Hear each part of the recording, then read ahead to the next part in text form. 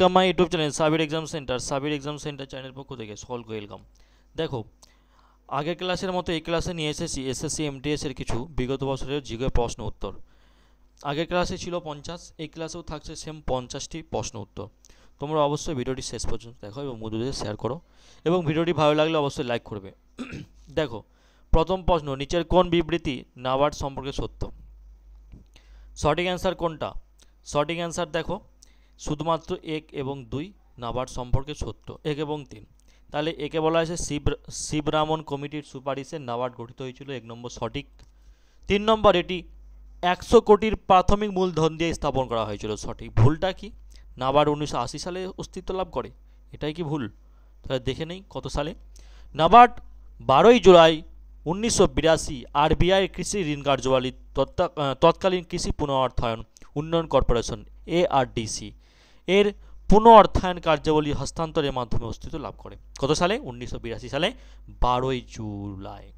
RBI, ঠিক আছে, reserve bank of India. নাবার্ডের ফুল ফর্মটা দেখে না, national bank for agriculture and rural development, ঠিক আছে, এটা হচ্ছে নাবার্ডের ফুল ফর্ম। ক্লিয়ার?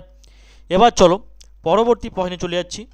2 দাগের, কোন রাজ্যের মুখ্যমন্ত্রী 2023 সালের মে মাসে ভয়যুক্ত রাজ্যের জন্য ভারতরত্ন ডক্টর আম্বেদকর পুরস্কারে ভূষিত হয়েছিলেন? কোনটা সঠিক অ্যান্সার? সঠিক অ্যান্সার উত্তরপ্রদেশের মুখ্যমন্ত্রী। দেখো, প্রাক্তন ভারতের রাষ্ট্রপতির নাম রামনাথ কোবিন্দ সম্প্রতি উত্তরপ্রদেশের মুখ্যমন্ত্রী যোগী আদিত্যনাথকে ভারতরত্ন ডক্টর আম্বেদকর পুরস্কার প্রদান করেছেন। পুরস্কার বিতরণী অনুষ্ঠানে আয়োজন করে বুদ্ধাঞ্জলি রিসার্চ ফাউন্ডেশন। কি? বুদ্ধাঞ্জলি রিসার্চ ফাউন্ডেশন, ঠিক আছে।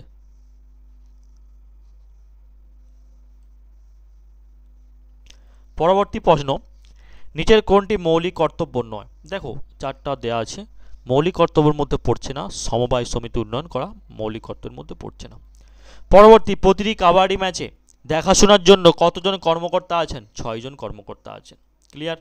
দেখো, প্রতিটি কাবাডি ম্যাচের জন্য 6 জন কর্মকর্তা, একজন হচ্ছে রেফারি, একজন স্কোয়ার, 2 সহকারী স্কোয়ার, 2 আম্পায়ার, ঠিক আছে, আম্পায়ার। পরবর্তী, জেমস প্রিন্সেপ 1824 সালে ভারতের কোন শহরে আদমশুমারি পরিচালনা করেছিলেন? সঠিক অ্যান্সার এলাহাবাদ। প্রতি স্বাধীনতা দিবসে প্রধানমন্ত্রী কর্তৃক জাতীয় পতাকা কোথায় উত্তোলন করা হয়? লাল কেল্লায়। নিচের কোন রাজ্যটি ভক্তিমূলক লোকনৃত্য গম্ভীরায়ের সাথে যুক্ত? পশ্চিমবঙ্গ, ওয়েস্ট বেঙ্গল। মুরাদ আলী একজন সুপরিচিত ড্যাশ বাদক, সারঙ্গী বাদক। 1983 সালে ক্রিকেট বিশ্বকাপের ফাইনাল ম্যাচে নিচের কোন খেলোয়াড় সর্বোচ্চ স্কোর ছিলেন?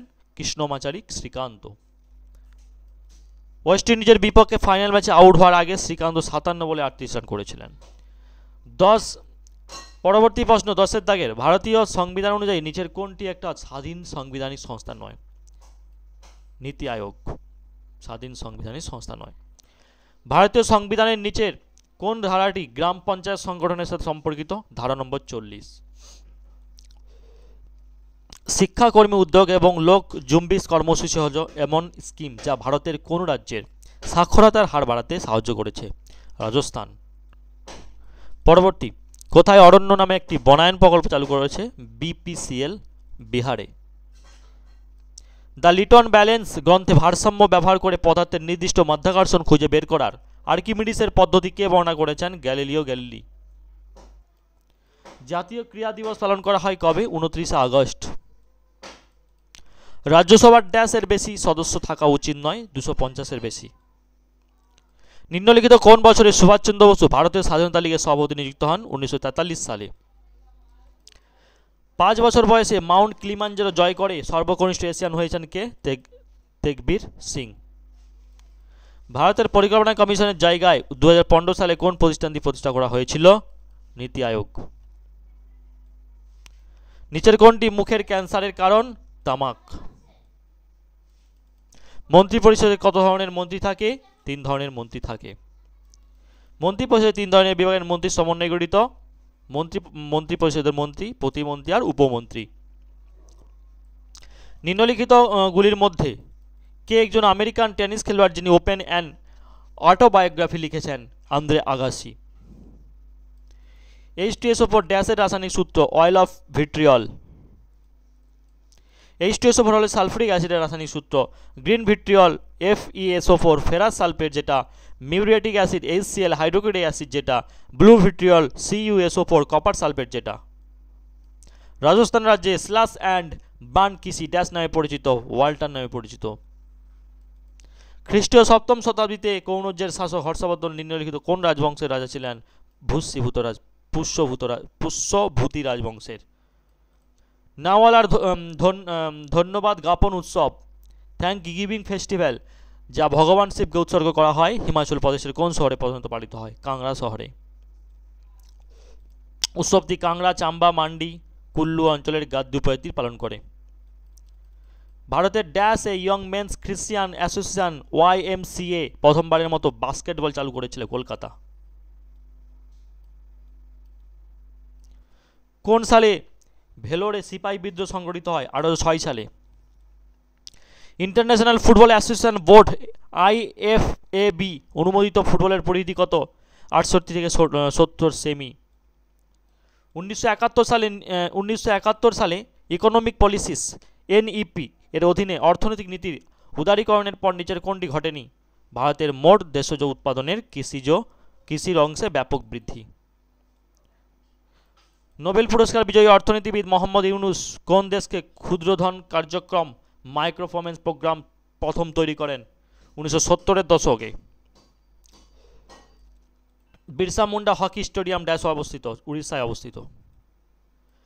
নিম্নলিখিতগুলির মধ্যে কে আহমেদাবাদের দর্পণা একাডেমি অফ পারফর্মিং আর্টসের প্রতিষ্ঠাতা ও পরিচালক ছিলেন, যা ছাত্রদের নাচ, নাটক, সঙ্গীত এবং পুতুল শিল্পে প্রশিক্ষণ দেয়? মৃণালী সারাভাই। ভারতের সংবিধানে কোন ধারায় বলা হয়েছে যে রাষ্ট্রীয় নীতির নির্দেশমূলক নীতিগুলি দেশের শাসনে মৌলিক এবং আইন তৈরিতে এগুলি প্রয়োগ করে যা রাষ্ট্রের কর্তব্য হবে? 37 নম্বর ধারা।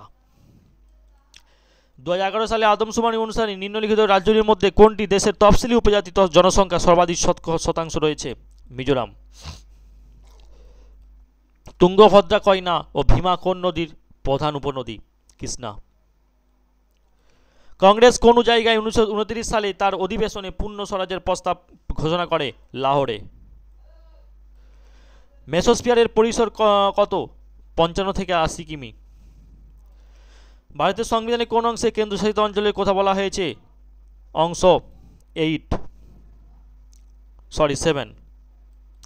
শ্রী নারায়ণ গুরু, যিনি ইজাভা বর্ণের অন্তর্গত ছিলেন, তিনি আধুনিক রাজ্যে তার সমাজ সংস্কার আন্দোলন শুরু করেছিলেন, যেটা হচ্ছে কেরালায়।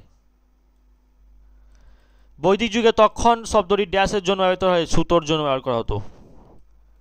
শুল্ক এবং বাণিজ্য সম্পর্কিত সাধারণ চুক্তিটি ড্যাশ বছরে অনুষ্ঠানই করা হয়েছে? 1947। কোন বিখ্যাত শাসক দ্বিতীয় অশোক নামে পরিচিত? Kanishka. Half girlfriend and one Indian girl এর লেখক হচ্ছে চেতন ভগত। মোহাম্মদ বিন তুগলক ইবন বতুতাকে দিল্লিতে ড্যাশ পদে নিযুক্ত করেন? কাজী পদে। বেটি বাঁচাও বেটি পড়াও যোজনা হলো ভারত সরকারের অধীনে একটা প্রচার অভিযান যা ভারত ড্যাশের জন্য উদ্দিষ্ট কল্যাণ পরিষেবার দক্ষতা বৃদ্ধি এবং সচেতনতা সৃষ্টির জন্য প্রতিষ্ঠা করেছিলেন? মেয়েদের। নয়নক্রেম এবং লাহো নিচের কোন রাজ্যে জনপ্রিয় নৃত্য? মেঘালয় রাজ্যে জনপ্রিয় নৃত্য। ফুগদি নৃত্য সাধারণত কোন উৎসব পরিবেশিত হয়? গণেশ চতুর্থী। জীবন্ত প্রাণীর 5 রাজ্যের শ্রেণীবিন্যাস প্রথম দ্বারা ড্যাশ দ্বারা প্রস্তাবিত হয়েছিল? RH হুইটেকারের দ্বারা। হুমায়ুন সমাধি যা ড্যাশে অবস্থিত, এটি পারস্য স্থাপত্য দ্বারা অনুপ্রাণিত মুঘল স্থাপত্যের একটা উদাহরণ, দিল্লিতে অবস্থিত। এই ছিল আজকের প্রশ্ন। ভিডিওটি ভালো লাগলে অবশ্যই লাইক করবেন, চ্যানেলটি সাবস্ক্রাইব করে all the best, take care, ভালো থাকবেন, সুস্থ থাকবেন।